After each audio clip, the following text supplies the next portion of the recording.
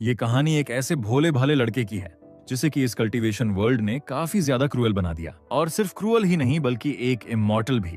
एक ऐसा इमॉर्टल जिसका कि इंटेलिजेंस लेवल काफी ज्यादा हाई है। चलो अब इस शानदार सी कहानी को शुरू करते हैं।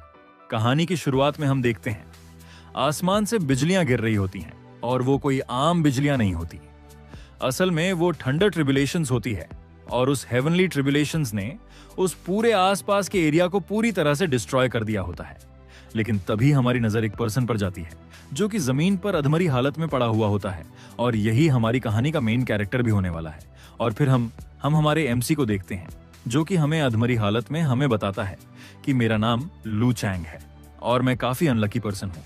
फिर लू चैंग अपनी पुरानी मेमोरीज को याद करने लगता है।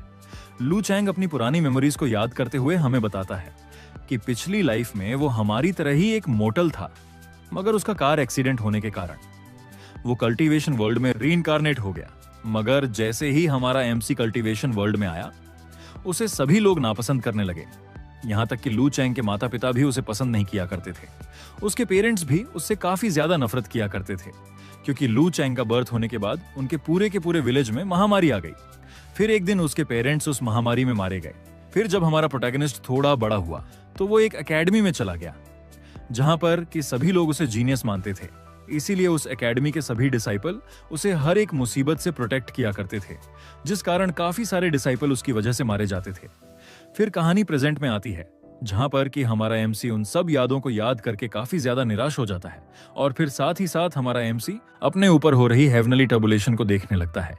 मगर तभी वो हेवनली ट्रिब्युलेशन हमारे एमसी पर आ गिरती है। लेकिन तभी हमारे एमसी के आगे एक सिस्टम अपीयर होने लगता है।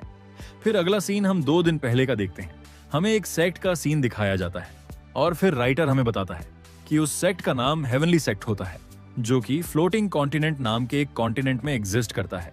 फिर हमें उस सेक्ट के बाहर बहुत सारे डिसाइपल्स को दिखाया जाता है जो कि एक दूसरे से बातें कर रहे होते हैं और उन सभी डिसाइपल्स के बीच हमारा मेन कैरेक्टर लू चैंग भी होता है। तभी लू चैंग को पीछे से एक लड़की आवाज देती है। उस लड़की का नाम फैंग निंग होता है और वो लड़की 17 साल की कम उम्र में ही रिफाइनमेंट के लेवल के 7वें स्टेज पर पहुंच चुकी होती है, यानी कि वो लड़की भी एक जीनियस होती है। और फिर उस लड़की की आवाज सुनकर लू चैंग पीछे की ओर मुड़ता है और पीछे मुड़कर उस लड़की से कहता है, सिस्टर फैंग तुम यहाँ क्या कर रही हो? मगर तभी हम सिस्टर फैंग को देखते हैं जो कि लू चैंग के गले लगने लगती है। मगर दूसरी तरफ हमारा लू चैंग उससे दूर हो जाता है। दूर होने के बाद वो सिस्टर फैंग से पूछता है, सिस्टर फैंग क्या तुम्हें यह पता है कि आखिर अभी मेरे मास्टर कहां पर हैं? हम सिस्टर फैंग को देखते हैं जो कि लू चैंग को बताती है, लू चैंग तुम्हारे मास्टर अभी सेक्ट के मुख्य हॉल में हैं। ये सुनकर लू चैंग सिस्टर फैंग को शुक्रिया कहता है और सेक्ट के मेन होल की तरफ जाने लगता है। और होल की तरफ जाते हुए लू चैंग मन में सोच रहा होता है, महामारी के कारण मेरे विलेज में सभी लोग मारे गए थे और मैं 12 साल की उम्र में ही अनाथ बन गया था। मगर तब इस सेक्ट के एम्परर ने मुझे अपने डिसाइपल के तौर पर एक्सेप्ट किया और मुझे काफी अच्छे से ट्रेन किया। फिर अगले सीन में हम देखते हैं लू चैंग सेक्ट के हॉल में पहुंच जाता है और हॉल में पहुंचते ही लू चैंग वहां पर बैठे हुए सभी मास्टर्स को ग्रीट करने लगता है। फिर हमें लू चैंग के मास्टर को दिखाया जाता है जो कि उस सेक्ट के एम्परर होते हैं और उनका cultivation level combined body level की 9th स्टेज पर होता है जो कि इस कल्टीवेशन वर्ल्ड का सबसे हाईएस्ट कल्टीवेशन लेवल है। इस कल्टीवेशन लेवल के बाद सीधा इमॉर्टल स्टेज आती है जिससे कि वो कल्टीवेटर इमॉर्टल वर्ल्ड में ट्रांसमिग्रेट हो जाता है। फिर हम देखते हैं लू चैंग के मास्टर लू चैंग से कहते हैं, लू चैंग तुम अपनी ट्रेनिंग में काफी अच्छा कर रहे हो। अपने मास्टर की इस बात को सुनकर लू चैंग हाथ जोड़ते हुए अपने मास्टर से कहता है, मास्टर ये सब आप ही की वजह से हो पाया है। अगर आप खुद मुझे ट्रेन ना करते तो मैं कभी भी इतनी जल्दी क्यूआई रिफाइनमेंट के 7th लेवल पर नहीं पहुंच पाता। लू चैंग की इस बात को सुनकर हम वहां पर बैठे हुए कुछ एल्डर्स को देखते हैं जो कि एक दूसरे से कहने लगते हैं, ये लड़का सच में एक जीनियस है। तभी हम वहां पर बैठे ग्रैंड एल्डर को देखते हैं जिसका कि नाम मुरोंग कुई होता है और वो एल्डर कंबाइंड बॉडी के 3rd लेवल पर होता है। और फिर वो एल्डर लू चैंग की इस बात को सुनकर लू चैंग से कहता है, हालांकि बच्चे तुम भी एक जीनियस हो मगर फिर भी किंग यू का टैलेंट तुमसे कहीं ज्यादा है। उस एल्डर की इस बात को सुनकर हम लू चैंग को देखते हैं जो कि किंग यू की तरफ देखते हुए सोचने लगता है कि सच में ये किंग यू मुझसे कहीं ज्यादा पावरफुल है। फिर हम किंग यू को देखते हैं जो कि काफी ज्यादा खूबसूरत होती है और हम देखते हैं वो 19 साल की होती है, यानी कि किंग यू हमारे एमसी से 1 साल बड़ी होती है और साथ ही साथ किंग यू क्यूआई रिफाइनमेंट के 9वें लेवल पर होती है।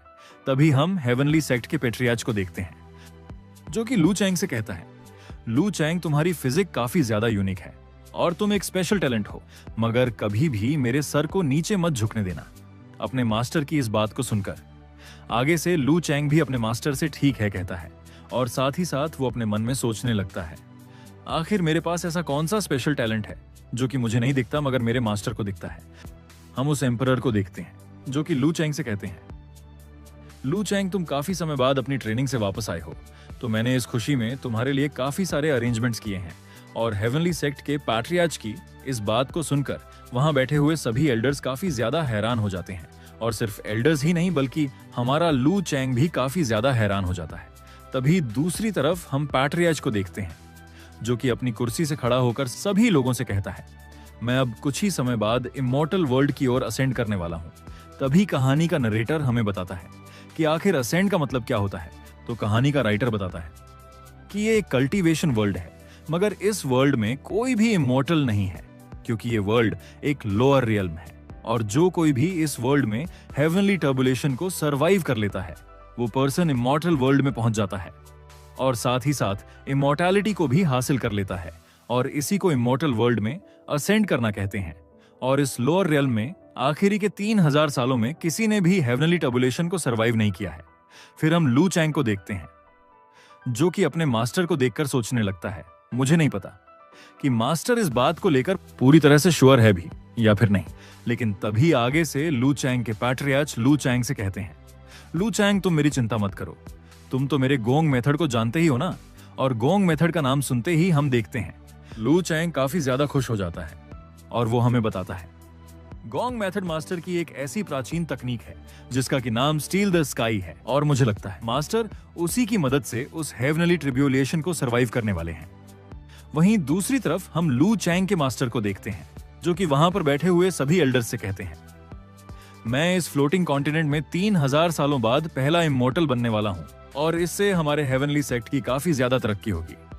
वहीं दूसरी तरफ हम एक एल्डर को देखते हैं, जो कि बड़े ही गुस्से से उस पैट्रियार्च को देख रहा होता है। उस एल्डर को देखकर यह पता लग रहा होता है कि उसे पैट्रियार्च से काफी ज्यादा जलन हो रही है।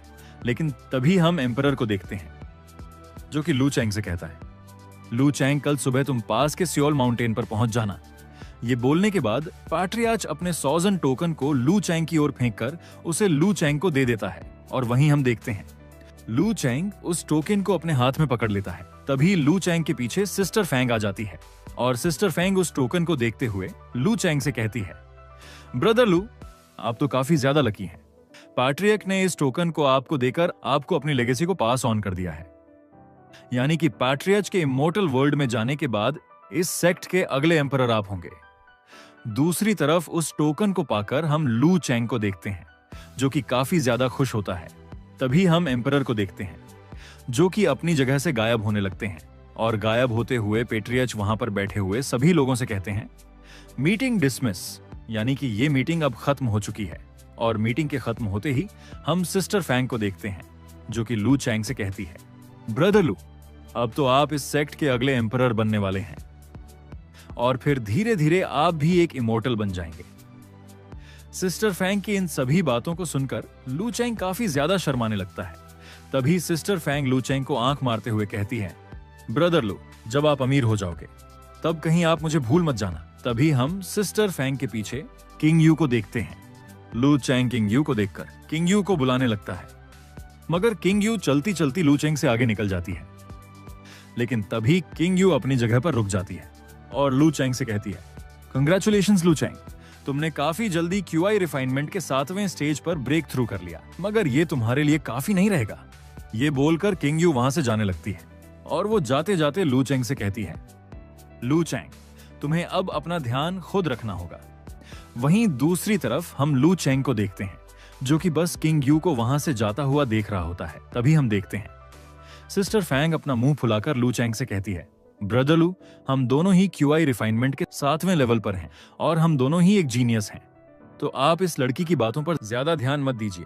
लेकिन दूसरी तरफ लू चैंग मन में सोच रहा होता है, वैसे किंग यू ने जो कुछ भी कहा है वो सही ही कहाँ है। अभी मुझे काफी ज्यादा ट्रेनिंग की जरूरत है। अगले सीन में हम देखते हैं लू चैंग और सिस्टर फैंग उस हॉल से बाहर जाने लगते हैं। फिर कहानी का नरेटर हमें इस दुनिया के कल्टीवेशन लेवल्स के बारे में बताने लगता है। वो बताता है कि कल्टीवेशन कोई आसान चीज नहीं है और इस लोअर रेल्म में कल्टीवेशन को पूरे 6 भागों में बांटा गया है और उन सभी भागों में 9 लेवल्स होते हैं और एक लेवल से दूसरे लेवल में ब्रेक थ्रू करने के लिए काफी ज्यादा समय लगता है और कई कल्टीवेटर तो इस समय के दौरान मारे भी जाते हैं। और इस वर्ल्ड में कल्टीवेशन के बिना कोई भी ज्यादा समय तक जिंदा नहीं रह सकता, क्योंकि इस रेल्म के कल्टीवेटर्स आम इंसानों को किसी कीड़े की तरह ट्रीट करते हैं। फिर अगला सीन हम अगले दिन सुबह का देखते हैं। हम देखते हैं सियोल माउंटेन में पैट्रियाच और लू चैंग दोनों ही आ गए होते हैं। तभी पैट्रिया लू चैंग से कहता है, मैं यहां पर हेवनली टर्बुलेशन को सरवाइव करने वाला हूं। तुम बस साइड में खड़े होकर मुझे आसपास के डेमनिक एनिमल्स से गार्ड करना। अपने मास्टर की इस बात को सुनकर हम लू चैंग को देखते हैं, जो कि मन ही मन सोच रहा होता है, मास्टर तो सच में काफी ज्यादा फास्ट है। तभी हम पैट्रियाच को देखते हैं, जो कि पीछे की ओर मुड़ता है और लू चैंग से कहता है, डिसाइपल, ये तुम्हारे और मेरे बीच का एक सीक्रेट रहेगा। अपने मास्टर की इस बात को सुनकर आगे से लू चैंग भी अपना सर हाँ में हिला देता है। फिर हम वापस से पैट्रियाच को देखते हैं, जो कि कुछ कर्सेस को बोलने लगता है और अगले ही पल हम देखते हैं पैट्रियाच की बॉडी से रेड कलर की ठंडर निकलने लगती है और अभी भी वो एम्परर लगातार ही कर्सेस को बोलता जा रहा होता है, जिससे कि अब उस पैट्रियाच की बॉडी से काफी सारी ठंडर्स निकलने लगती है। वहीं दूसरी तरफ लू चैंग भी ये सब देख रहा होता है और वो ये सब देखकर काफी ज्यादा हैरान हो जाता है और बड़ी हैरानी से सोचने लगता है, क्या यही वो टेक्निक है जिससे कि मास्टर हेवनली ट्रिब्यूलेशन को सरवाइव करने वाले हैं। लेकिन तभी वो पैट्रियाच आसमान की ओर देखने लगता है और हम देखते हैं आसमान में चारों तरफ बादल आ जाते हैं और अगले ही पल पैट्रियाच आसमान में उड़ने लगता है और अपनी टेक्निक को परफॉर्म करने लगता है। वापस से पैट्रियाच कुछ मंत्रों को चैट करने लगता है, जिससे कि उस एरिया का मौसम और भी ज्यादा खराब होने लगता है और अगले ही पल हम देखते हैं आसमान से ठंडर ट्रिब्यूलेशन गिरने लगती है। मगर हम देखते हैं कि वो ठंडर ट्रिब्यूलेशन पैट्रियाच पर गिरने की जगह लू चैंग पर गिर रही होती है। इस बात से लू चैंग काफी ज्यादा हैरान हो जाता है और वो बड़ी ही मुश्किल से अपनी जान को बचाकर उन ठंडर से भाग रहा होता है और भागते हुए लू चैंग अपने मास्टर से कहता है, मास्टर, आखिर ये हेवनली ट्रिब्यूलेशन मुझ पर क्यों गिर रही है। लेकिन तभी हम उस पैट्रियाच को देखते हैं, जो कि लू चैंग की ओर देखकर एक ईवल हंसी हंसता है और दूसरी तरफ वो बेचारा लू चैंग मास्टर मास्टर चिल्ला रहा होता है। लेकिन तभी हम पैट्रियाच को देखते हैं, जो कि अपनी फिंगर्स की मदद से लू चैंग के पर एक काफी पावरफुल अटैक कर देता है और हम देखते हैं पैट्रियाच के उस अटैक से लू चैंग के दोनों हाथ और दोनों पैर बन जाते हैं और बेचारा लू चैंग वहीं जमीन पर गिर जाता है और अब सभी ट्रिब्यूलेशन उस बेचारे पर गिरने लगती है। लू चैंग दर्द के मारे काफी जोर जोर से चिल्लाने लगता है और अगले ही पल हम देखते हैं हेवनली ट्रिब्यूलेशन से उस जमीन पर भी खड्डा हो जाता है, जहां पर कि हमारा बेचारा लू चैंग गिरा हुआ होता है। दूसरी तरफ हम पैट्रियाच को देखते हैं, जो कि सच में एक डेविल लग रहा होता है और वो पैट्रियाच बड़े ही डेविलिश तरीके से लू चैंग से कहता है, तुम सोच रहे होंगे कि आखिर मैंने तुम्हें बचाया क्यों नहीं और आखिर ये हेवनली ट्रिब्यूलेशन तुम पर क्यों गिर रही है, जबकि इन्हें मेरे ऊपर गिरना चाहिए। तुम काफी कंफ्यूज लग रहे हो, मगर कोई बात नहीं, मैं अब तुम्हें सब कुछ बताता हूँ। यहाँ पर ये हेवनली ट्रिब्यूलेशंस मैंने नहीं बल्कि तुमने बुलाई हैं। अपने मास्टर की इस बात को सुनकर हम देखते हैं लू चैंग काफी ज्यादा घबरा जाता है, यहाँ तक कि लू चैंग के चेहरे से पसीना भी आने लगता है और लू चैंग बड़े ही गुस्से में चिल्लाकर अपने मास्टर से कहता है, कमीने कहीं के, आखिर भला तुमने मेरे साथ ऐसा क्यों किया। ये बोलने के बाद लू चैंग अपने घुटनों के बल बैठकर रोने लगता है। तभी हम उस पैट्रियाच को देखते हैं, जो कि लू चैंग से कहता है, लू चैंग, क्या तुम्हें पता है कि तुम्हारे पास डिजास्टर्स को अट्रैक्ट करने वाली फिजिक है और ये फिजिक सच में काफी ज्यादा रियर है। और जैसे ही मुझे ये पता लगा कि तुम्हारे पास इस तरह की फिजिक है, मैं तुम्हें उसी दिन से पूरी मेहनत से ट्रेन करने लग गया, क्योंकि मैं जानता था कि आखिर में तुम मेरे बड़े काम आने वाले हो। पैट्रियाच की इस बात को सुनकर हम लू चैंग को देखते हैं, जो कि पैट्रियाच से कहता है, आखिर अब तुम्हारा इस बात से क्या मतलब है। आगे से वो पैट्रियाच हंसते हुए लू चैंग से कहता है, जो तुम्हारे विलेज में महामारी आई थी उसे लाने वाला कोई और नहीं बल्कि मैं था और मैंने ही तुम्हारे पेरेंट्स को भी खत्म किया था ताकि तुम अनाथ हो जाओ और तुम्हारे पास मेरा डिसाइपल बनने के अलावा और कोई भी रास्ता ना हो। पैट्रियाच की इस बात को सुनकर हम लू चैंग को देखते हैं, जो कि काफी ज्यादा रोने लगता है और अपने पेरेंट्स को याद करने लगता है। सच में ये सीन काफी ज्यादा इमोशनल होता है। फिर हम वापस से उस पैट्रियर्च को देखते हैं जो कि लू चैंग से कहता है, हालांकि तुम्हारी ये बॉडी शुरुआत में इतनी अच्छी नहीं थी, इसीलिए मैंने तुम्हारे साथ के सभी डिसाइपल्स को मरवाकर उनके ब्लड से तुम्हारी बॉडी को रिफाइन किया और तुम्हारी बॉडी को इस काबिल बनाया कि तुम हेवनली ट्रिब्यूलेशन जैसे डिजास्टर को समन कर पाओ। इस बात को सुनकर हमारा बेचारा लू चैंग और भी ज्यादा टूट जाता है और फिर लू चैंग मन ही मन सोचते हुए कहता है, मेरी वजह से वो बेचारे निर्दोष डिसाइपल्स भी मारे गए। वहीं दूसरी तरफ वो पैट्रियर्क एक ईवल हंसी हंसते हुए लू चैंग से कहता है, बच्चे तुम उदास क्यों हो रहे हो, वैसे भी अब तुम भी उन्हीं डिसाइपल्स के पास जाने वाले हो। फिर पैट्रियर्क ऊपर की ओर देखकर लू चैंग से कहता है, लू चैंग तुम्हारा बहुत बहुत शुक्रिया, मैं तुम्हारी वजह से अब इमॉर्टल वर्ल्ड में जाने वाला हूं। दूसरी तरफ हम लू चैंग को देखते हैं जो कि अपनी सोर्ड को बाहर निकाल लेता है और अपनी सोर्ड को अपने पैट्रियर्च को दिखाते हुए कहता है, घटिया कमीने कहीं के, मैं तुझे खत्म कर दूंगा। मगर दूसरी तरफ वो पैट्रियर्च हंसते हुए लू चैंग से कहता है, लू चैंग क्या तुम ये जानते हो कि तुम अभी तक इन हेवनली ट्रिब्यूलेशन को कैसे सरवाइव कर पा रहे हो? वो इसलिए क्योंकि अभी तक मैं तुम्हें प्रोटेक्ट कर रहा हूं। ये बोलने के बाद वो पैट्रियर्क लू चैंग से अपने टोकन को वापस ले लेते हैं और जैसे ही वो पैट्रियर्क लू चैंग से अपना टोकन वापस लेता है, हम देखते हैं आसमान से रेड कलर की ठंडर निकलने लगती है और वो ठंडर असल में एक एनलाइटमेंट होती है जो कि सीधा आकर उस पैट्रियर्च पर गिरने लगती है और हम देखते हैं पैट्रियर्क जोर जोर से हंसने लगता है। दूसरी तरफ वो बेचारा लू चैंग अपनी तलवार को खुद की तरफ करके खुद को मारने लगता है, लेकिन तभी वो पैट्रियर्क लू चैंग से कहता है, कमीने अगर तुझे मरना ही है तो मेरे काम आकर मर। ये बोलने के बाद वो पैट्रियर्क लू चैंग के हाथ के ऊपर एक अटैक कर देते हैं और हम देखते हैं पैट्रियर्च के उस अटैक से लू चैंग की सोर्ड टूट जाती है और सिर्फ सोर्ड ही नहीं टूटती बल्कि लू चैंग का हाथ भी फ्रीज हो जाता है और ये देखकर तो लू चैंग और भी ज्यादा घबरा जाता है। मगर अगले ही पल वो सभी हेवनली ट्रिब्यूलेशंस उस बेचारे लू चैंग पर गिरने लगती है। हम देखते हैं लू चैंग उस हेवनली ट्रिब्यूलेशंस के बीच दर्द से चिल्ला रहा होता है। वहीं दूसरी तरफ वो पैट्रियर्च इमॉर्टल वर्ल्ड की ओर निकलने लगता है और साथ ही साथ वो पैट्रियर्च लू चैंग पर जोर जोर से हंस रहा होता है और उस पैट्रियर्च को इमॉर्टल वर्ल्ड में जाते हुए हेवनली सेक्ट के सभी एल्डर्स भी देख रहे होते हैं। तभी वहां पर खड़ा हुआ एक एल्डर कहता है, पैट्रियर्क तो सच में इमॉर्टल वर्ल्ड की तरफ असेंड हो रहे हैं। तभी हम वहां पर खड़ी हुई एक लेडी एल्डर को देखते हैं जो कि वहां पर खड़े हुए सभी एल्डर से कहती है, मुझे नहीं लगा था कि इस लॉ रियल्म से भी कोई इमॉर्टल वर्ल्ड में जा सकता है। फिर अगले सीन में हम देखते हैं वो पैट्रियर्च इमॉर्टल वर्ल्ड में चला जाता है और उस सियोल माउंटेन में अब कोई भी नहीं होता सिवाय लू चैंग के। फिर कहानी प्रेजेंट में आती है और हम लू चैंग को देखते हैं जो कि खुद से कहता है, तो ये मेरी कहानी का सच था। मैंने अपने पेरेंट्स को खो दिया और साथ ही साथ अपने सभी दोस्तों को भी। आखिर में अब मैं खुद भी मर रहा हूं सिर्फ उस कमीने मास्टर की वजह से। मगर मैं मरना नहीं चाहता, आखिर मेरी क्या गलती थी। लेकिन तभी लू चैंग के आगे सिस्टम की एक विंडो खुल जाती है जिसमें कि लिखा होता है, ये सिस्टम होस्ट के साथ सक्सेसफुली अटैच हो चुका है। लू चैंग अपने सामने उस सिस्टम को देखकर काफी ज्यादा हैरान हो जाता है और अगले ही पल लू चैंग खड़ा होते हुए खुद से कहता है, क्या मैं जिंदा हूं? फिर लू चैंग अपनी बॉडी की तरफ देखता है और लू चैंग देखता है कि जितनी भी इंजरीज उसकी बॉडी पर आई थी वो सब अब गायब हो चुकी हैं। फिर लू चैंग सिस्टम की ओर देखता है और लू चैंग उस सिस्टम को देखकर कहता है, ये तो गोल्डन टच सिस्टम है। लगता है अब मैं अनलकी नहीं रहा, मैं अब इस पूरे वर्ल्ड को कॉन्कर करूंगा।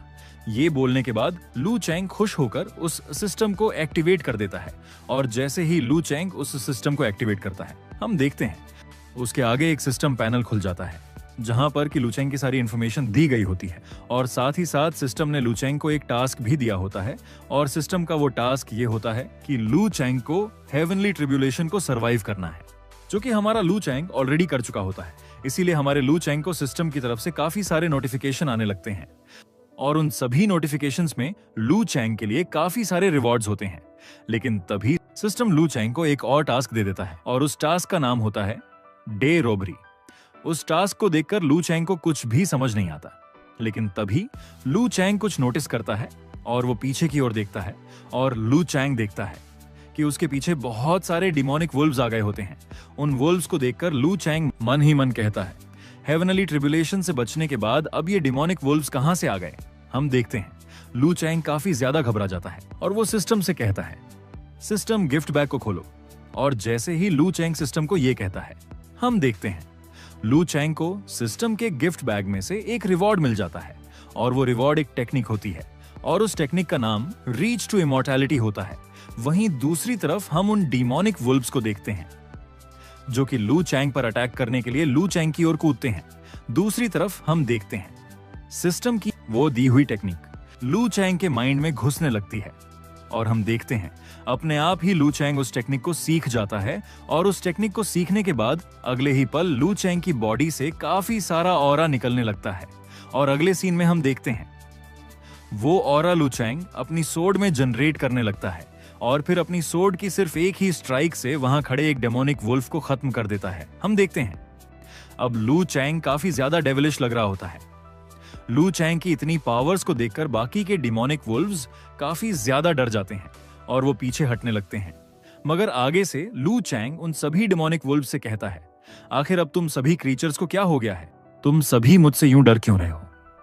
ये बोलने के बाद लू चैंग बड़ी ही तेजी से भागते हुए उन सभी डिमोनिक वुल्व्स को गाजर मूली की तरह काटने लगता है।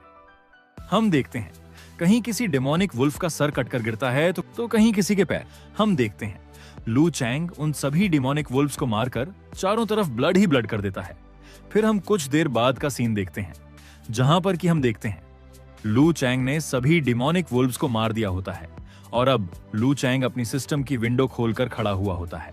मगर तभी वो सिस्टम लू चैंग को एक और मिशन दे देता है और उस मिशन का नाम होता है हेवनली ट्रिब्यूलेशन, यानी कि हमारे एमसी को एक बार फिर से हेवनली ट्रिब्यूलेशन को सरवाइव करना होगा।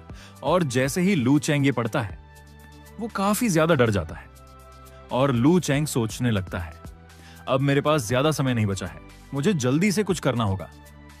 लू चैंग के इतना बोलते ही हम देखते हैं सिस्टम में हेवनली ट्रिब्यूलेशन एक्टिवेट हो जाती है और जैसे ही हेवनली ट्रिब्यूलेशन एक्टिवेट होती है हम देखते हैं पूरा मौसम खराब होने लगता है और मौसम को खराब होता हुआ देखकर लू चैंग बड़ा ही अजीब सा फेस बनाकर कहता है, नहीं फिर से नहीं। लू चैंग के इतना बोलते ही हम देखते हैं आसमान से वापस हेवनली ट्रिब्यूलेशन नीचे गिरने लगती है, लेकिन लू चैंग सही समय पर एक केव के अंदर घुस आता है और केव में घुसने के बाद हमारा लू चैंग सोचने लगता है, वैसे ये वाली ट्रिब्यूलेशन इतनी ज्यादा पावरफुल नहीं थी। ये बोलने के बाद लू चैंग सिस्टम को वापस से बुलाने लगता है जिससे कि सिस्टम का पैनल वापस से खुल जाता है और हम देखते हैं सिस्टम में अभी भी हेवनली ट्रिब्यूलेशन का मिशन आ रहा होता है, मगर अब वो मिशन अगले दिन का होता है। ये देखकर लू चैंग सोचने लगता है, इस सिस्टम को देखकर ऐसा लग रहा है जैसे कि मुझे हर एक दिन एक हेवनली ट्रिब्यूलेशन का सामना करना होगा। मगर जैसे ही मैंने आज का हेवनली ट्रिब्यूलेशन वाला मिशन कंप्लीट किया मुझे पूरे 5 पॉइंट मिले, यानी कि इस सिस्टम से हर दिन मुझे मिशन कंप्लीट करने पर 5 पॉइंट तो कंफर्म मिलेंगे। ये बोलने के बाद लू चैंग अपने 5 पॉइंट्स को अपनी स्ट्रेंथ पर लगा देता है और उसकी स्ट्रेंथ 87 पॉइंट से बढ़कर अब 89 हो जाती है। फिर अपनी स्ट्रेंथ को चेक करने के लिए लू चैंग उस गुफा की दीवार पर एक जोरदार पंच कर देता है और लू चैंग के उस पंच से उस गुफा की दीवार में से एक ऑर्ब बाहर निकल आता है जिसे कि लू चैंग अपने हाथ में पकड़ लेता है और कहता है, मेरी फिजिकल एबिलिटी तो पहले से काफी ज्यादा बढ़ चुकी है। सच में एक लेजेंडरी सिस्टम को अपने पास रखना काफी ज्यादा फायदेमंद। चलो तो अब वापस जाने का समय आ गया है। लेकिन तभी लू चैंग हमें बताता है, मेरे कमीने मास्टर की वजह से हमारा सेक्ट टॉप 8 सेक्ट के अंदर आता था क्योंकि उस कमीने के पास काफी सारे रिसोर्सेस, टेक्निक्स और पिल्स थी। मगर अब वो कमीना यहाँ से इमॉर्टल वर्ल्ड में जा चुका है, तो अब मैं किसी भी एम्परर का डिसाइपल नहीं हूँ। तो अब उस हेवनली सेक्ट के सभी एल्डर्स मेरी जान के पीछे पड़ जाएंगे क्योंकि वो सभी ये नहीं चाहते कि मैं उनके उस सेक्ट का सक्सेसर बनूं। वो सभी कमीने एल्डर्स चाहते हैं कि हमारे सेक्ट की नई सक्सेसर किंग यू बने, मगर अफसोस अब मैं ऐसा नहीं होने दूंगा। ये सब बोलने के बाद लू चैंग एक इविल हंसी हंसने लगता है और फिर वो मन ही मन सोचता है, लेकिन इस सिस्टम की मदद से मैं इस पूरे वर्ल्ड को कॉन्कर कर सकता हूँ। ये बोलने के बाद वो अपने हाथ में पकड़े हुए ऑर्ब को तोड़ देता है और फिर चिल्लाकर कहता है, मैं अब कभी भी हार नहीं मानूंगा। ये बोलते हुए लू चैंग सच में काफी ज्यादा डेविलिश लग रहा होता है, लेकिन तभी लू चैंग को वहां पर किसी की प्रेजेंस महसूस होती है और लू चैंग पीछे की ओर मुड़ता है और साथ ही साथ वो पीछे की ओर एक अटैक कर देता है और हमें पता चलता है कि वहां पर कोई और नहीं बल्कि सिस्टर फैंग होती है। सिस्टर फेंग लू चैंग के अटैक से काफी ज्यादा घबरा जाती है। हालांकि लू चैंग का वो अटैक सिस्टर फेंग के पास वाले पत्थर पर जाकर लगा होता है।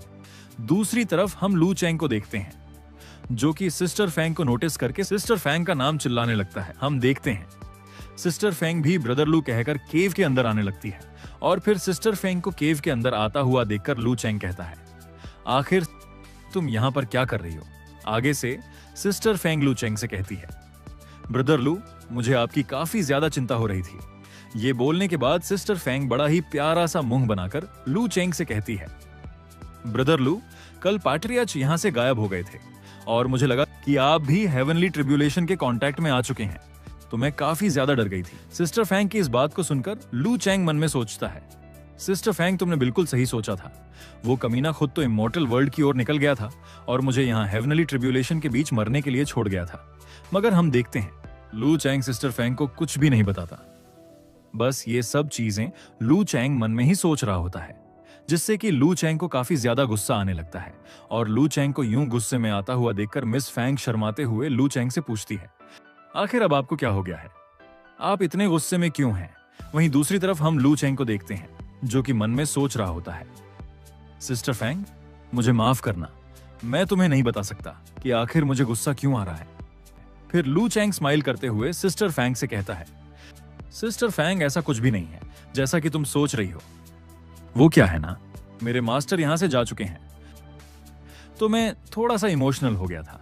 लू चैंग की इस बात को सुनकर सिस्टर फेंग लू चैंग को पीछे से हग कर लेती है और लू चैंग से कहती है, ब्रदर, आप बिल्कुल भी मत घबराइए, मैं हमेशा आपके साथ रहूंगी और मेरे मास्टर अब से आपका ध्यान रखेंगे। सिस्टर फेंग की इस बात को सुनकर लू चैंग सिस्टर फेंग की ओर देखकर सोचने लगता है, सिस्टर फेंग, तुम्हारे मास्टर मुरोंग कोई उस पैट्रियार्च के काफी अच्छे दोस्त थे, तो जरूर ही वो कमीना भी उस पैट्रियार्च के साथ ही मिला हुआ होगा। लेकिन फिर हम देखते हैं लू चैंग एक गहरी सांस छोड़ता है और सिस्टर फेंग से दूर हट जाता है। दूसरी तरफ हम सिस्टर फेंग को देखते हैं, जो कि लू चैंग से बड़े ही प्यार से कहती है, ब्रदर, चलो तो फिर वापस से हेवनली सेक्ट में चलते हैं। फिर अगला सीन हम 9 दिन बाद का देखते हैं, जहां पर कि वो सभी सेक्ट के लोग इकट्ठा हो रखे होते हैं। फिर हम सिस्टर फेंग के मास्टर म्यूरोंग कुई को देखते हैं, जो कि लू चैंग से पूछते हैं, लू चैंग, तो क्या तुमने सच में पैट्रियार्च को जाते हुए देखा? आगे से लू चैंग भी एल्डर मुरोंग कुई से हाँ एल्डर कहता है। फिर हम युवान जांघाई को देखते हैं, और वो भी इस सेक्ट का एक एल्डर होता है और वो कंबाइंड बॉडी रियल्म के 3rd लेवल पर होता है। फिर एल्डर युवान लू चैंग से कहते हैं, लू चैंग, क्या पैट्रियार्च ने सच में उस हेवनली ट्रिब्यूलेशन को समन कर लिया था? तभी हम हेवनली सेक्ट की तीसरी एल्डर को देखते हैं, जिसका की नाम शियाओ फेंकिंग होता है और वो कंबाइंड बॉडी रियल्म के पहले लेवल पर होती है। शियाओ फेंकिंग लू चैंग से कहती है, लेकिन ये कैसे पॉसिबल है? क्योंकि आखिरी 3000 सालों में किसी भी कल्टीवेटर ने हेवनली ट्रिब्यूलेशन को समन नहीं किया है। तभी हम मुरोंग कुई को देखते हैं, जो कि अपने साथ के एल्डर से कहता है, एल्डर्स, हमें नहीं पता कि पैट्रियार्च यहां से इमॉर्टल वर्ल्ड में गए भी हैं या फिर नहीं, मगर सच तो ये है कि अब वो यहां से जा चुके हैं और अब इस सेक्ट में कोई भी पैट्रियार्क नहीं है। दूसरी तरफ हम लू चैंग को देखते हैं, जो कि बस उन तीनों एल्डरों को घूरे जा रहा होता है।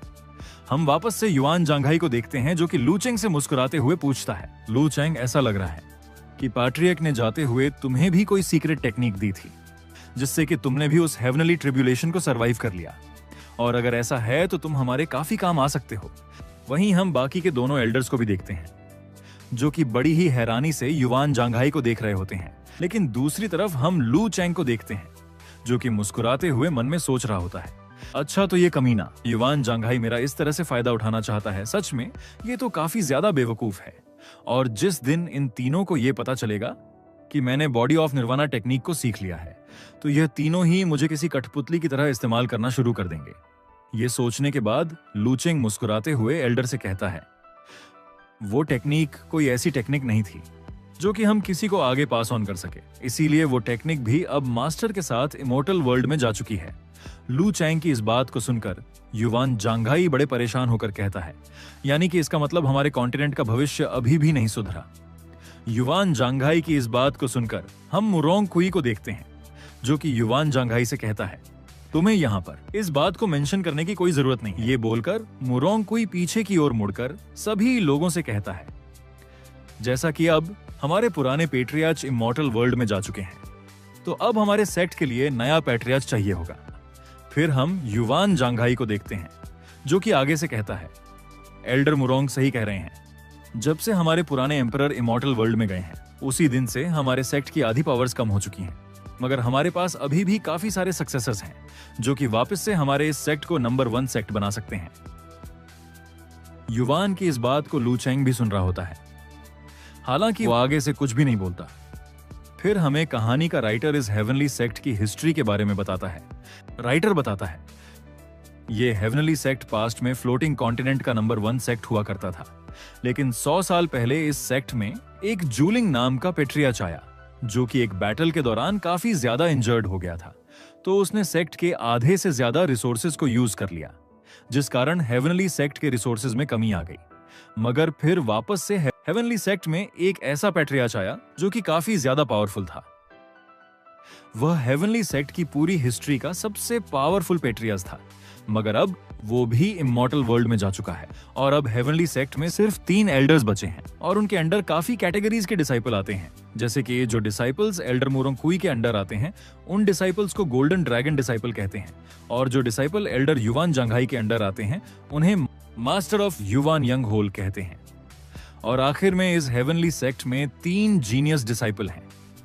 मगर जैसे ही पुराना पेट्रियार्च इमॉर्टल वर्ल्ड में गया, वैसे ही पेट्रियार्च का थ्रोन पूरी तरह से खाली हो गया और अब सभी हेवनली सेक्ट के एल्डर्स पेट्रियार्च की कुर्सी को पाने के लिए एक दूसरे के दुश्मन बन जाएंगे, क्योंकि सभी एल्डर्स पेट्रियार्च बनना चाहते हैं।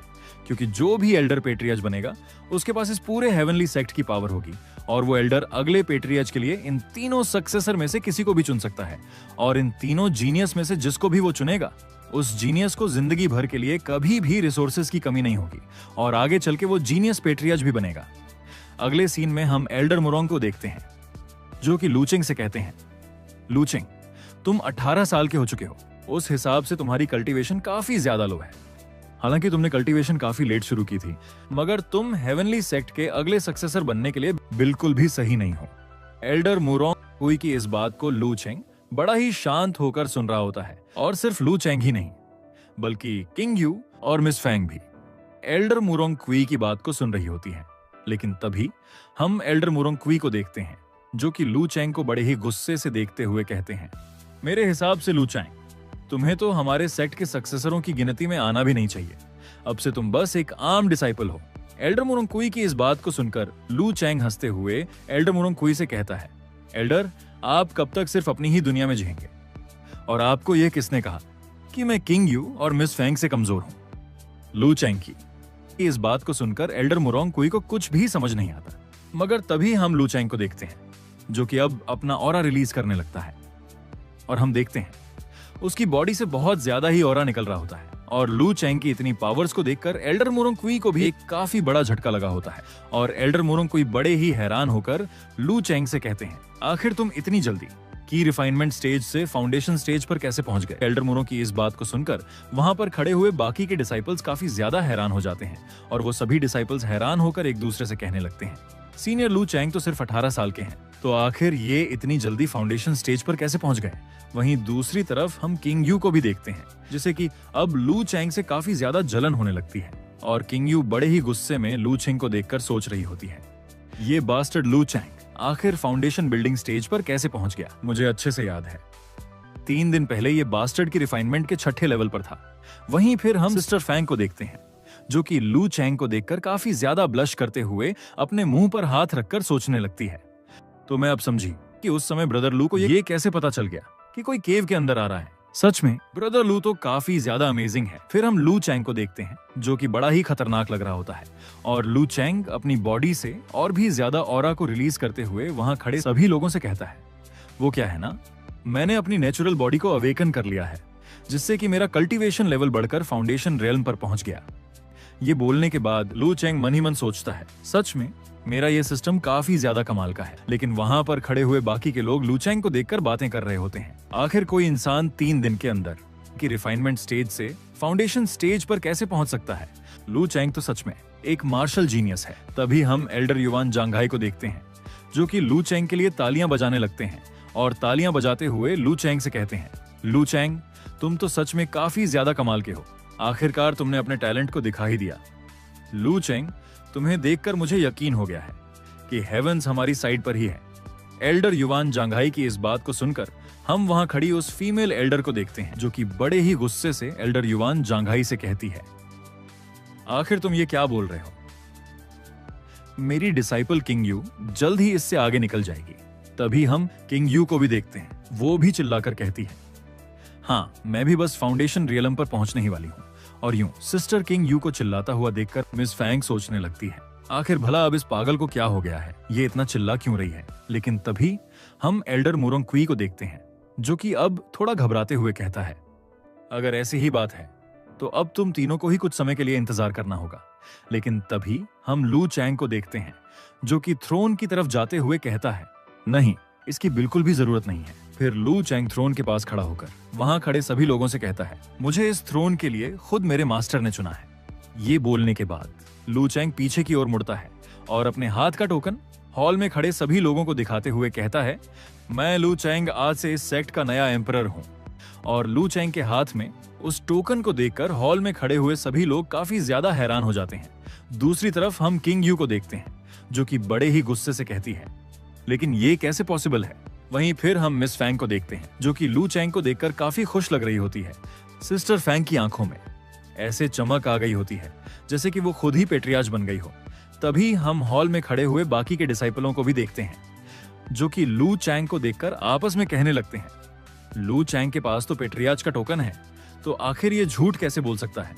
इसका मतलब आज से हमारे हेवनली सेक्ट का पेट्रियार्च लू चैंग है, और ऊपर से लू चैंग हम सभी डिसाइपलों में से सबसे ज्यादा पावरफुल भी है। तभी हम वहां पर खड़ी एक फीमेल एल्डर को देखते हैं, जो कि बड़े ही गुस्से वाला मुंह बनाकर लू चैंग से कहती है, आखिर लॉर्ड लिंग यांग ने तुम्हें इस टोकन को कैसे दे दिया? उस फीमेल एल्डर की बात सुनकर आगे से लू चैंग बड़ा ही शांत होकर कहता है, मैं अपने मास्टर का एक ट्रू डिसाइपल हूं, तो आखिर मेरे अलावा वो ये टोकन और किसे देते? ये बोलने के बाद लू चैंग थोड़ा सीरियस होकर कहता है, अगर मेरे मास्टर ये थ्रोन मुझे नहीं देते तो क्या फिर ये थ्रोन वो तुम्हें देते? लू चैंग की इस बात को सुनकर वो फीमेल डिसाइपल बड़े ही गुस्से से लू चैंग से कहती है, ये फालतू की बकवास करना बंद करो। इस बात को सुनकर आगे से लू चैंग मुस्कुराते हुए कहता है, अच्छा तो ये बात है। ये बोलने के बाद लू चैंग अपने पास खड़े हुए एक डिसाइपल से पूछता है, क्या तुम्हें भी यही लगता है कि मैं पेट्रियार्च बनने के लिए वर्दी नहीं हूं? आगे से हम उस डिसाइपल को देखते हैं, जो कि लू चैंग से कहता है, हाँ लू चैंग, तुम बिल्कुल भी वर्दी नहीं हो अगले पैट्रियार्च बनने के लिए।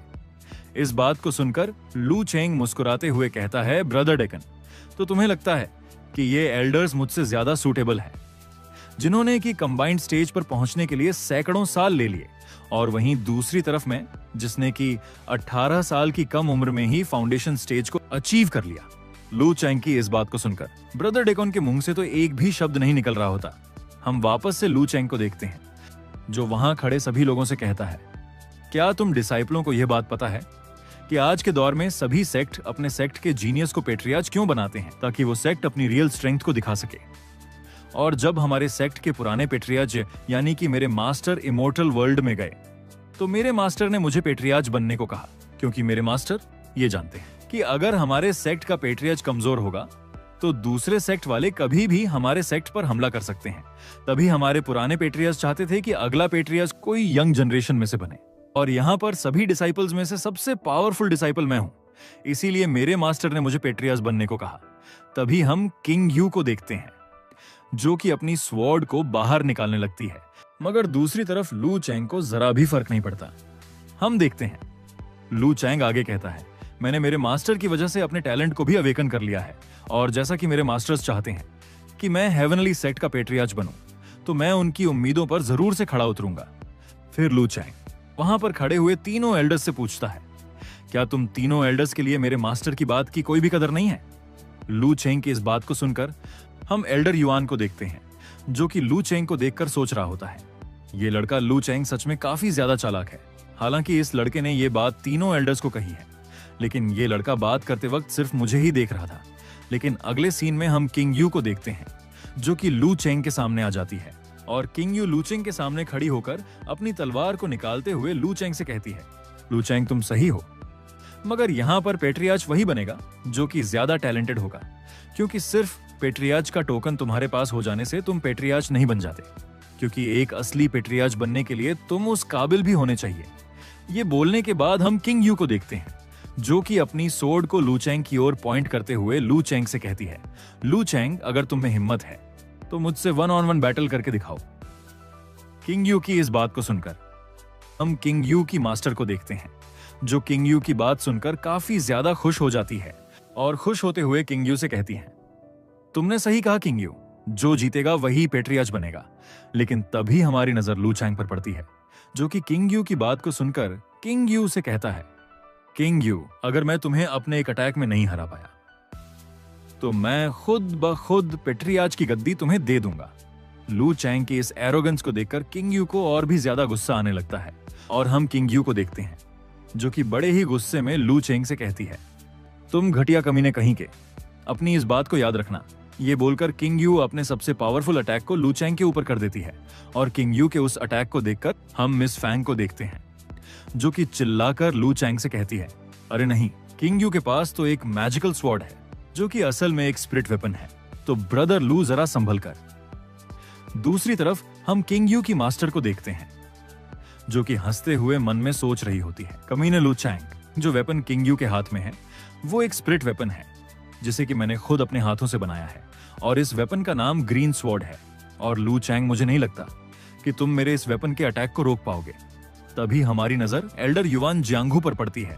वो भी अब काफी सीरियस होकर मन में सोचने लगता है कि लू चैंग की फाउंडेशन लेवल की कल्टीवेशन किंग यू के इस पावरफुल स्पिरिट वेपन को नहीं रोक पाएगी, तो अब जरूर ही इस सेक्ट की अगली एम्परर यहाँ किंग यू ही बनने वाली है।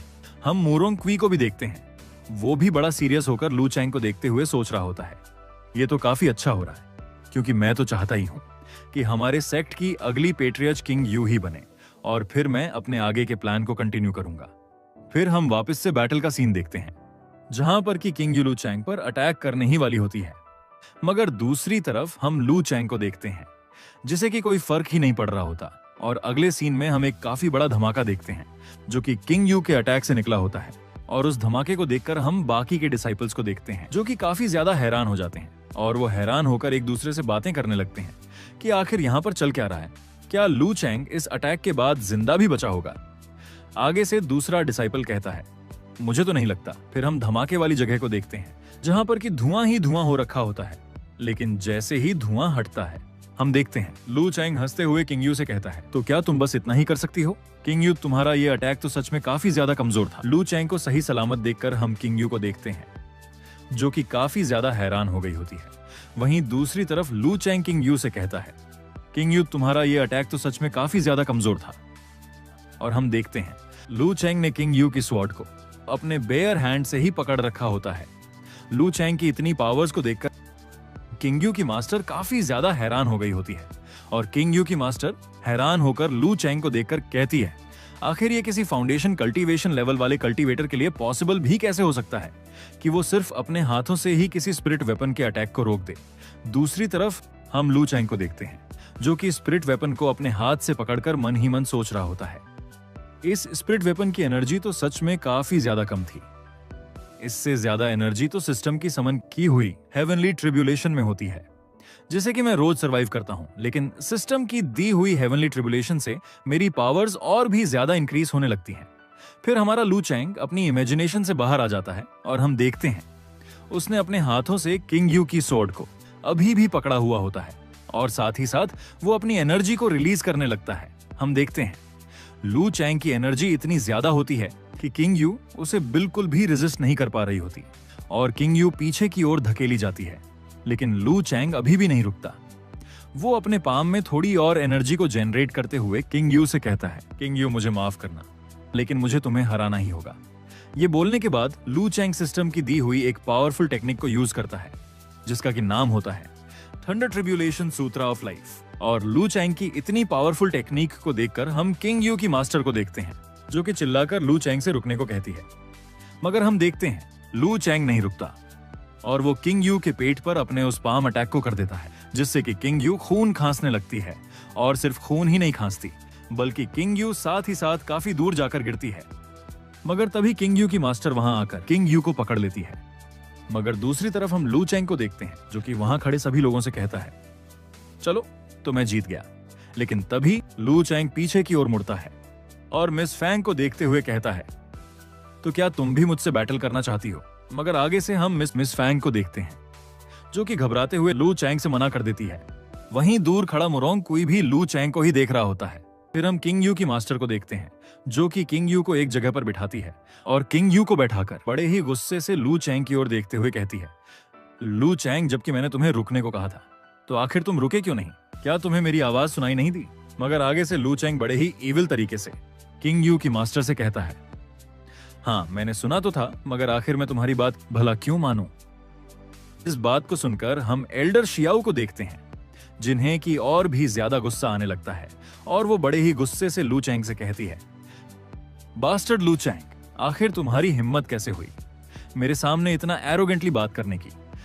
लगता है तुम भूल चुके हो कि तुम अभी भी सिर्फ फाउंडेशन स्टेज पर हो और मेरे सामने तुम बस एक चींटी हो। ये बोलने के बाद हम एल्डर शियाओ को देखते हैं, जो कि अपनी पावर्स को रिलीज करने लगती है। वहीं दूसरी तरफ हम लू चैंग को देखते हैं, जो कि बड़े ही गुस्से से एल्डर शियाओ को देखकर सोचने लगता है, मैं तो तुम्हारा ही इंतजार कर रहा था, पागल बुढ़िया कहीं की। वहीं हम एल्डर शियाओ को देखते हैं, जो कि अब अपने एक काफी पावरफुल अटैक को लू चैंग पर कर देती है। मगर तभी हम देखते हैं आगे से लू चैंग भी अपने हाथ में गोल्डन ऑरा रिलीज करने लगता है और अपनी गोल्डन ऑरा की पावर को रिलीज करने लगता है और पावर को रिलीज करते हुए वो एल्डर शियाओ से कहता है, सच में तुम्हारा अटैक तो काफी ज्यादा कमाल का है।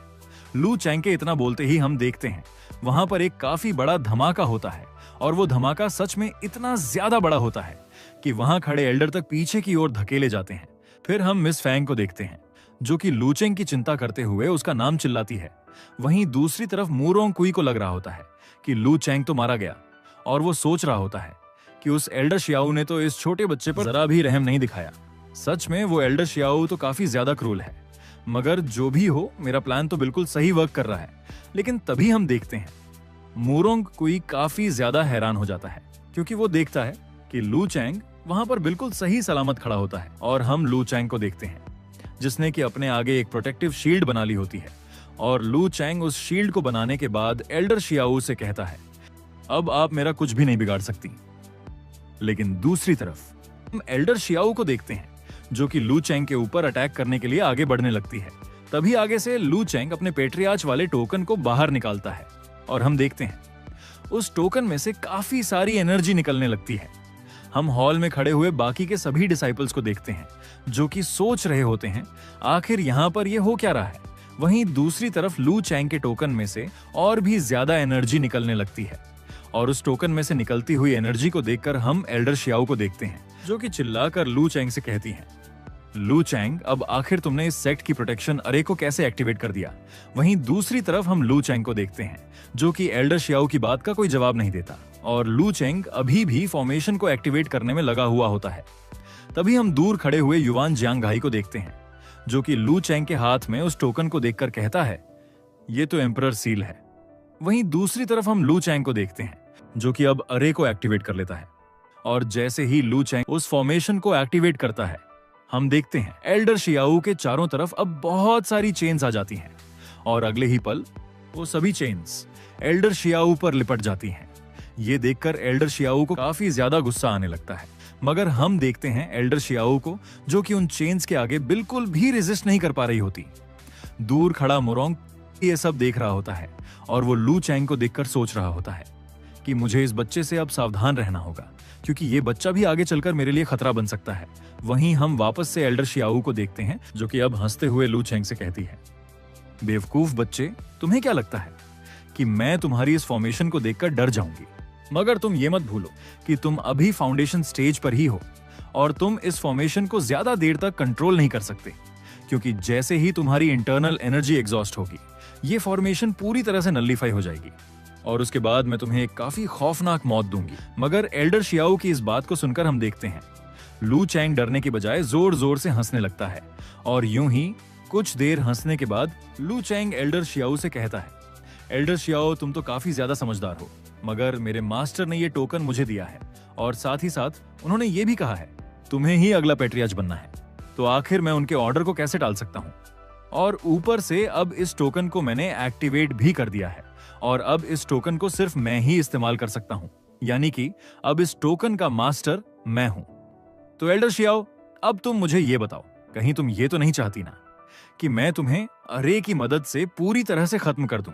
और अगर तुम खत्म नहीं भी होती हो तो भी मैं तुम्हें एक ऐसा दर्द दूंगा जिसे कि तुम पूरी जिंदगी भर भूल नहीं पाओगी। लू चैंग की इस बात को सुनकर हम एल्डर शियाओ को देखते हैं, जो कि अब काफी ज्यादा घबरा जाती है और वो घबराते हुए सोचने लगती है, ये पागल लड़का सच में एक मॉन्स्टर है।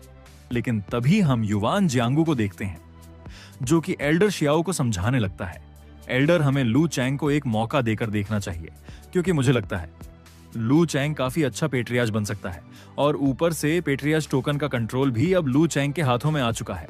और एल्डर शियाओ, तुम तो जानती ही हो कि बिना टोकन के ना तो हम सेक्ट के ट्रेजर्स यूज कर सकते हैं और ना ही रिसोर्सेस। तो अब तुम खुद इस बारे में सोच कर देखो। एल्डर युवान जियांगू की इस बात को सुनकर हम एल्डर शियाओ को देखते हैं, जो कि अब लू चैंग के आगे नील डाउन कर देती है। और यूं अपनी मास्टर को लू चैंग के आगे नील डाउन करता हुआ देख हम किंग यू को देखते हैं, जो कि काफी ज्यादा उदास हो जाती है और फिर वो अपनी मास्टर को देखते हुए कहती है, आखिर मेरी मास्टर लू चैंग से कैसे हार सकती है? लेकिन तभी हम एल्डर मुरोंग को देखते हैं, जो कि लू चैंग को देखकर कहता है, मुझे भी यही लगता है कि लू चैंग अगला पेट्रियाज बनने के लिए बिल्कुल सही रहेगा, क्योंकि लू चैंग में काफी ज्यादा हिम्मत भी है। तो आज से तुम हमारे टेम्परेरी पेट्रियाज हो, लेकिन अगर फ्यूचर में तुम इस फॉर्मेशन को कंट्रोल करने में नाकामयाब रहे तो फिर तुम्हें अपने इस पेट्रियाज के थ्रोन को छोड़ना होगा। मूरोंग कुई की इस बात को सुनकर लू चैंग बड़े ही गुस्से से मूरोंग कुई को देखते हुए सोचने लगता है, ये कमीना मूरोंग कुई मुझे पेट्रियाज सिर्फ इसीलिए मान रहा है क्योंकि मेरे पास अभी पेट्रियाज का टोकन है, नहीं तो ये कमीना कभी भी नहीं चाहेगा कि मैं इस सेक्ट का पेट्रियाज बन जाऊं।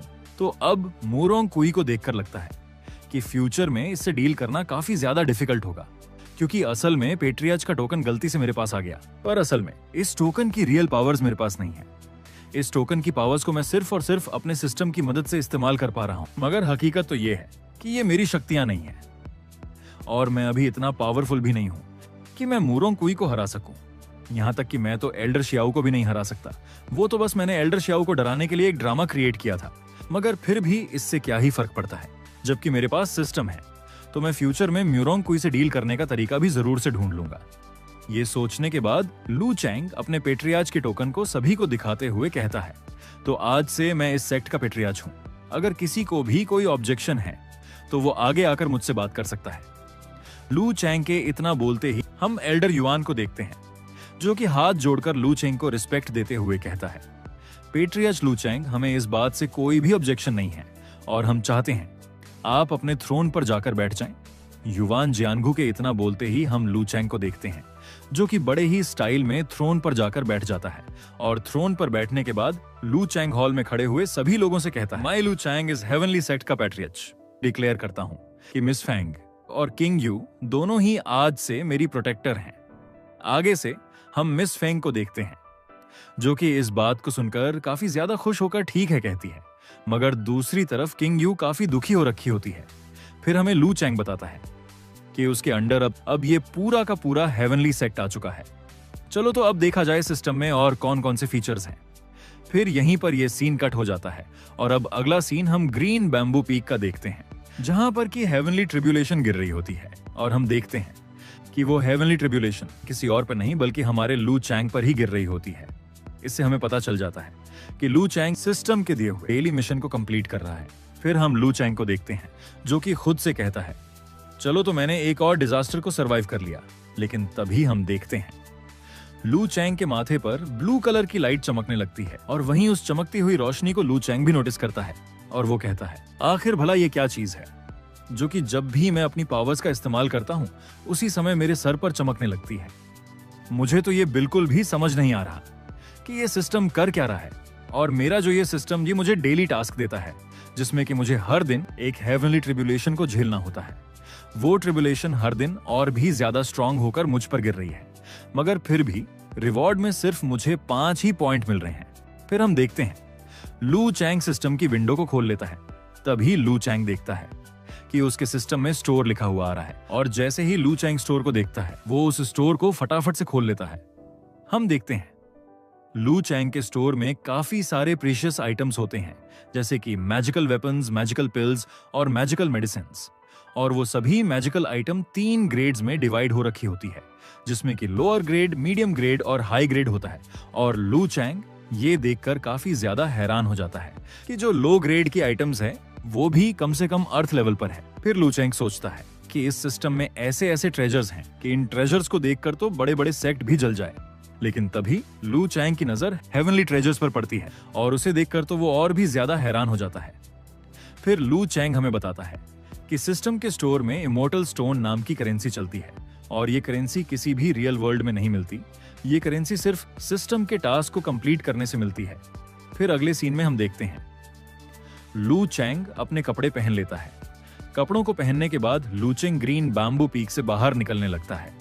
लू चैंग को अपनी ट्रेनिंग खत्म करता हुआ देखकर हम मिस फैंग को देखते हैं, जो कि चिल्लाकर लू चैंग से कहती है, क्या आपकी ट्रेनिंग खत्म हो गई? आगे से लू चैंग मिस फैंग से कहता है, हाँ, मेरी ट्रेनिंग तो खत्म हो गई है, लेकिन तुम दोनों का बहुत बहुत शुक्रिया मुझे यूं प्रोटेक्ट करने के लिए। लू चैंग की इस बात को सुनकर हम किंग यू को देखते हैं, जो कि बड़े ही गुस्से से लू चैंग से कहती है, मैं तुम्हारी कोई प्रोटेक्टर नहीं हूं, बल्कि असल में तुमने तो मुझे अपना एक होस्टेज बना रखा है। अगर तुमने मेरी ग्रैंड मदर को अपने पास ना रखा होता तो मैं तुम्हें कभी भी प्रोटेक्ट नहीं करती। किंग यू की इस बात को सुनकर लू चैंग थोड़ा सीरियस होकर किंग यू से कहता है, तो उससे क्या ही फर्क पड़ता है। फिर लू चैंग वहां से जाने लगता है और जाते हुए किंग यू से कहता है, वैसे भी पेट्रियार्च की प्रोटेक्टर होना कोई लो पोजीशन नहीं है। ये बोलने के बाद लू चैंग पीछे की ओर मुड़ता है और किंग यू से कहता है, जब मेरे मास्टर इमोर्टल वर्ल्ड में नहीं गए थे तब एक बार तुम्हारी मास्टर ने मुझसे कहा था कि चाहे तुम पेट्रियार्च के डिसाइपल हो, लेकिन फिर भी तुम कभी पेट्रियार्च नहीं बन पाओगे, और इस बात को मैं कभी भी नहीं भूल सकता। मगर किंग यू, तुम घबराओ मत, मैं तुम्हारे लिए और परेशानियां नहीं बढ़ाऊंगा। वैसे भी अब मुझे एक जरूरी काम है, तो तुम दोनों यहां से जा सकती हो। ये बोलकर लू चैंग वहां से जाने लगता है। हम देखते हैं लू चैंग को किंग यू भी जाता हुआ देख रही होती है। फिर अगला सीन हम एक वैली का देखते हैं और हम देखते हैं उस वैली के अंदर लू चैंग और एल्डर युआन एक साथ बैठ रखे होते हैं। तभी हम एल्डर युआन को देखते हैं, जो कि लू चैंग से कहते हैं, मास्टर लू चैंग, आखिर अब आपको मुझसे और क्या चाहिए? आगे से लू चैंग एल्डर युआन जियांगू से कहता है, एल्डर युआन, अगर ये सवाल मैं आपसे पूछूं तो कैसा रहेगा? और हाँ एल्डर युआन, मैं तुम्हें शुक्रिया भी कहना चाहता हूं, क्योंकि तुमने मेरे पेट्रियार्च बनने के प्लान में काफी ज्यादा मदद की थी। इस बात को सुनकर एल्डर युआन लू चैंग से कहते हैं, मास्टर लू चैंग, मैं तुम्हारे टैलेंट की काफी ज्यादा कदर करता हूँ और मैं तुम्हारे मास्टर को पूरे 100 सालों से जानता हूँ, और मैं ये भी जानता हूँ कि तुम्हारे मास्टर को भी पेट्रियार्च टोकन एक्टिवेट करना नहीं आता था। एल्डर युआन की इस बात को सुनकर लू चैंग काफी ज्यादा चौंक जाता है। फिर एल्डर युआन बड़े ही सीरियस होकर लू चैंग से कहते हैं, लू चैंग, सच बात तो ये है कि इस बार मैंने तुम्हें सिर्फ और सिर्फ हेवनली सेक्ट की भलाई के लिए बचाया है, और मैं ये भी जानता हूँ कि तुम मुझसे काफी कुछ छुपा रहे हो। तो क्यों ना मास्टर लू चैंग, आप मुझे इसका एक अच्छा एक्सप्लेनेशन दें। एल्डर युआन की इस बात को सुनकर हम लू चैंग को देखते हैं, जो कि अपनी कुर्सी से खड़ा हो जाता है और एल्डर युआन से कहता है, एल्डर युआन, मेरे पास जो पावर्स हैं असल में वो हेवनली ट्रिबुलेशन की पावर्स हैं, लू चैंग की। इस बात को सुनकर एल्डर युआन लू चैंग से पूछते हैं, तो क्या तुम ये कह रहे हो कि तुम्हारे पास हेवनली ट्रिबुलेशन की पावर है? आखिर ये पॉसिबल भी कैसे हो सकता है? एल्डर युआन की इस बात को सुनकर लू चैंग पीछे की ओर मुड़ता है और एल्डर युआन को बताने लगता है, एल्डर युआन, अगर ऐसा ना होता तो आखिर मुझे मेरे मास्टर क्यों चूज करते और वो मुझे अपना डिसाइपल क्यों बनाते, जबकि मैं तो इतना टैलेंटेड भी नहीं था। इस बात को सिर्फ मैं आपको बता रहा हूँ कि मैं थंडर बॉडी के साथ पैदा हुआ था और मैं लाइटनिंग स्टॉर्म की पावर को इनहेरिट करता हूँ, और अगर फ्यूचर में मेरा कल्टीवेशन बढ़ता है तो मैं सेक्ट के और भी कई सारे लोगों को इमोर्टल वर्ल्ड में भेज सकता हूँ। फिर लू चैंग पीछे की ओर मुड़ता है और एल्डर युआन से कहता है, क्योंकि मेरे पास हेवनली ट्रिबुलेशन को समन करने की पावर है। और लू चैंग की इस बात को सुनकर तो एल्डर युआन के पैरों तले जमीन ही खिसक जाती है। वो काफी ज्यादा हैरान हो जाते हैं। एल्डर युआन बड़े ही हैरान होकर लू चैंग से पूछते हैं, क्या तुम सच कह रहे हो कि क्या आप सच में हेवनली ट्रिबुलेशन को समन कर सकते हैं? एल्डर युआन की इस बात को सुनकर हम लू चैंग को देखते हैं, जो कि मुस्कुराते हुए मन ही मन सोचता है, असल में तो मैं एल्डर युआन से झूठ बोल रहा हूं, लेकिन अगर मुझे इस क्रूल वर्ल्ड में सरवाइव करना है तो मुझे भी क्रूल और झूठा बनना होगा। ताकि मैं इस वर्ल्ड के सभी लोगों को अपना फॉलोअर बना सकूं और अपने नीचे झुका सकूं। हालांकि एल्डर युवान एक अच्छा आदमी दिखता है, लेकिन इस कल्टीवेशन वर्ल्ड में कोई भी अच्छा नहीं है। इसीलिए मैं किसी पर भी भरोसा नहीं कर सकता, क्योंकि अगर देखा जाए तो म्यूरोंग-कुई और एल्डर शियाओ दोनों के पास ही सक्सेसर है। इसीलिए वो दोनों आगे चलकर पेट्रियार्च भी बन सकते हैं। लेकिन अगर हम एल्डर युवान को देखें तो इनके पास कोई भी सक्सेसर नहीं है, तो ये किसी भी हालत में पेट्रियार्च नहीं बन सकते।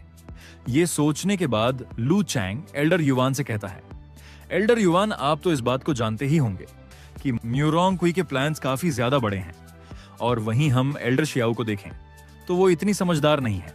तो बचे सिर्फ आप, जो कि मेरी मदद कर सकते हैं, और बदले में मैं आपकी मदद करूंगा।